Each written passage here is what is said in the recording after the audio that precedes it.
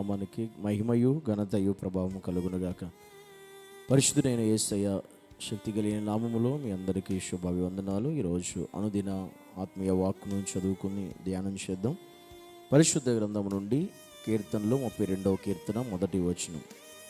తన అతిక్రమములకు పరిహారము నొందినవాడు, తన పాపమునకు ప్రాయశ్చిత్తము నొందినవాడు ధన్యుడు. దేవుడు మనతో మాట్లాడే విషయం, ప్రాయశ్చిత్తము నొందినవాడు ధన్యుడు అని వ్రాయబడింది. మనం ఏ విషయంలో ప్రాయశ్చిత్తము పొందితే ధన్యులం అవుతాం, ఏ విషయంలో ప్రాయశ్చిత్తము చెందాలి, ఏ విషయంలో ప్రాయశ్చిత్తం పొందాలి అంటే, ఈరోజు దేవుని నమ్మిన బిడ్డగా మనం దేవుని నమ్మితే సరిపోదు, ప్రాయశ్చిత్తము నొందినవాడే ధన్యుడు అని వాక్యం సెలవిస్తుంది. అలా ప్రాయశ్చిత్తం నొందాలి అంటే ఏం జరగాలి, ఏ విషయంలో ప్రాయశ్చిత్తం జరగాలి అంటే, దేవుని నమ్మిన నీవు, దేవుని కలిగిన నీవు, దేవుని వెంబడిస్తున్న నీవు, దేవుని ఆరాధిస్తున్న నీవు, నీ జీవితంలో పాపపు విషయంలో ప్రాయశ్చిత్తము జరగాలి. నీ పాపం విషయంలో ప్రాయశ్చిత్తం జరగాలి.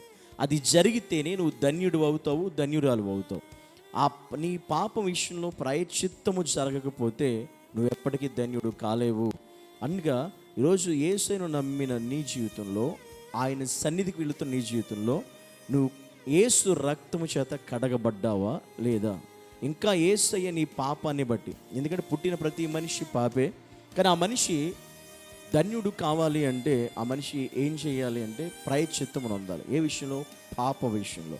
కనుక నువ్వు చేసిన పాపాలన్నింటిని బట్టి ప్రాయశ్చిత్తం ఎలా జరిగిద్ది అంటే, యేసు క్రీస్తు రక్తము చేత నువ్వు కడగబడాలి. ఆయన పరిశుద్ధ రక్తం చేత నువ్వు కడగబడాలి. ఆయన నీటి బాప్తిస్మము ద్వారా నువ్వు రక్షించబడాలి. అది జరిగినప్పుడు నీ పాపాలన్నీ కూడా ఆయన రక్తంతో కడగబడతాయి. అప్పుడు మాత్రమే, అప్పుడు దేవుడు నిన్ను ధన్యుడు అని పిలుస్తాడు. దేవుని అసలు ఇంకా నువ్వు రక్షించబడ్డావా, కడగబడ్డావా, యేసు రక్తంలో నువ్వు కడగబడ్డావా లేదా అనేది ఒక నిమిషం ఆలోచించాలి. ఆ రక్తము చేత కడగబడకపోతే ఎట్టి పరిస్థితుల్లో కూడా నీవు దేవుని కుమార్తెవు కాలేవు, దేవుని కుమారుడివి అంతకంటే కాలేవు. దేవుని సన్నిధిలో నిజంగా దేవుడే నిన్ను ధన్యుడివి అని పేరు పెట్టి పిలవాలంటే, నువ్వు ధన్యుడు అని దేవుడు నిన్ను అనాలి అంటే నువ్వేం చేయాలి? యేసయ్య రక్తము చేత కడగబడే అనుభవం నీకు ఉండాలి, మారు మనసు పొందే అనుభవం నీకు ఉండాలి, వాక్యానుసారంగా జీవించే ఆత్మీయ జీవితం నువ్వు కలిగి ఉండాలి. నీ పాపానికి ప్రాయశ్చిత్తము జరిగిందా లేదా? నీ పాపానికి ప్రాయశ్చిత్తము జరగకపోతే నువ్వు ఇంకా ధన్యుడు కాదు, నువ్వు ఇంకా లోక సంబంధమైన వ్యక్తిగానే ఉంటావు. ఎప్పటికీ నీ జీవితం అలాగే ఉంటుంది. కానీ దేవుడే నిన్ను అలా ధన్యుడు అని చెప్పాలి అంటే నువ్వు ఖచ్చితంగా రక్షించబడాలి, మారు మనసు పొందాలి, రక్తము చేత కడగబడాలి. ఇంకా ఎంతకాలం లోకం అనే మోసంలోనే బతుకుతావు? ఇంకా ఎంతకాలం మన లోక సంబంధమైనటువంటి విషయాల్లోనే మన జీవితం వెళ్ళబుచ్చుకుంటూ బ్రతికేస్తాం? అలా బ్రతికినంతకాలం మనకు ప్రాయశ్చిత్తం జరగనట్టే లెక్క. కానీ నీకు ప్రాయశ్చిత్తం జరగకపోతే నువ్వు వెళ్ళేది నిత్య నరకాగ్నికి మాత్రమే, పరలోకానికైతే కానే కాదు.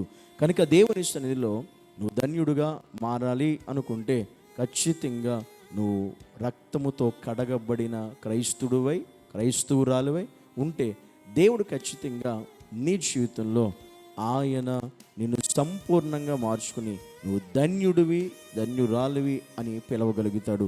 అలా పిలిపించుకునే రోజు నీకు కావాలి, రావాలి అనుకుంటే యేసయ్య రక్తం చేత కడగబడు అనే విషయాన్ని ఈరోజు దేవునితో మాట్లాడుతూ ఉన్నాడు. ప్రార్థన చేసుకుందాం. పరిశుద్ధుడు అయిన తండ్రి, నీకు వందనాలు, స్తోత్రాలు ప్రభా. నీ సన్నిధిలో ఇంకా నీ రక్తము చేత కడగబడని అనుభవం ఎవరైతే కలిగి ఉన్నారో వారు కూడా ధన్యులుగా పిలువబడాలి అంటే, ఈరోజు నీ మాటలు వింటున్నా, చర్చికి వెళుతున్నా, సంఘానికి వెళుతున్నా, పాటలు పాడుతున్నా, రక్షణ లేని వారు, ఇంకా నీ రక్తం చేత కడగబడని వారు చాలామంది ఉన్నారు ప్రభు. వారందరూ కూడా ధన్యులుగా నీ ద్వారా పిలవబడాలంటే నీ రక్తంలో కడగబడే అనుభవాలు వాళ్ళందరికీ దయచేసి సహాయం చేసి ఇప్పటికైనా వారు రక్షించబడే మనస్సు, హృదయాలు వారికి అనుగ్రహించమని యేసు నామములో ప్రార్థించి అడిగి వేడుకుంటున్నాము తండ్రి, ఆమేన్.